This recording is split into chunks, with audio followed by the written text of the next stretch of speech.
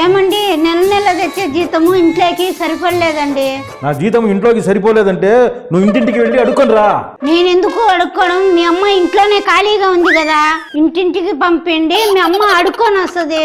మా అమ్మకి ఏం కర్మే, నువ్వే ఇంటింటికి వెళ్ళి అడుక్కుంటావా బుడుక్కుంటావా? అడుక్కోవడం బాగుండదులేండి. నేను చదువుకున్నా, ఏదో ఒక జాబ్ చేస్తాలేండి. ఇంతకీ నువ్వేం చదువుకున్నావే?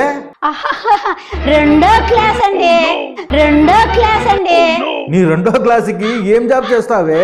టీవీలో వార్తలు చదివే ఉద్యోగానికి పోతానండి. వార్తలు చదివే జాబ్కి వెళ్తావా? అయితే ఈ పేపర్లో ఉన్న వార్తలు చదివి వినిపించవే. మాకాశాలు. అవి మకాశాలు కాదే ఎర్రిముఖమ్మ, ముఖ్యాంశాలు. ఏమండి, నేను బళ్ళో అచ్చులు అల్లలు నేర్చుకున్నానండి, ఒత్తులు నేర్చుకోలేదండి.